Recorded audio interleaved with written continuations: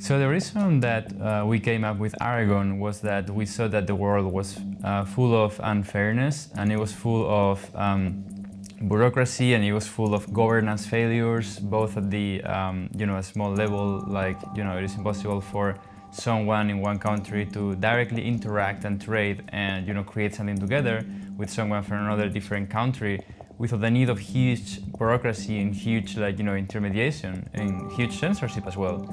And also we saw the need at the macro level. So you have places like the US, right, where governance has tremendously failed their citizens.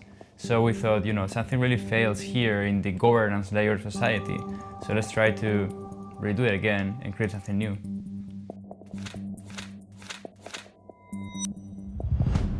Yeah, before coming to the Crypto Valley, we had a company in Silicon Valley, and we were living there. And I have to say the quality of life, and you cannot even dream about talking to the regulators, right? That doesn't even exist in your toolkit. And I really doubt that if you talk to them, they would know about crypto, or they would try to help you at all. And now even more with all the Trump administration and everything that is happening. So yeah, we tried it, and I think we prefer the Crypto Valley to Silicon Valley 100 times. I would say in the Crypto Valley, it's very small, so you know everyone. And so if there's another entrepreneur that you want to talk to about your, project or whatever, it's very easy to do so. And literally you can just meet. The cool thing is you're probably 15 minutes away by walking, right? So it's so easy.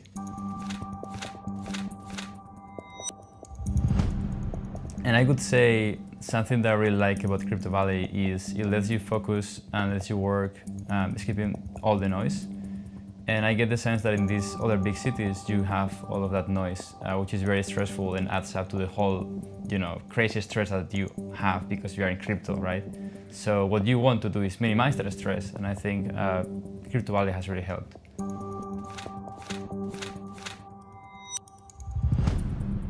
I think for blockchain technology, we are seeing that user experience has been a very important part. So there are a lot of different factors like scalability or security that are being worked on right now. But I think the most important factor that will drive all of the other stuff to be done is usability. So if we have something usable to people and people can use it, then it's going to drive out a lot of developers to come out to our movement and then work on security, work on scalability. So I am very excited about the next year. I would say 2019 will be the year for user experience into crypto. So I'm just so looking forward to that, to just have products that my mom can use, for example.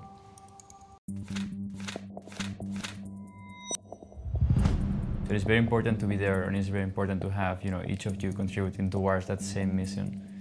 And then once you have figured out what you can do for the movement, and if you are aligned with the movement, then the next step is just learning about it. So use some effort to learn, to ask. There is an open community, it's not like a closed company.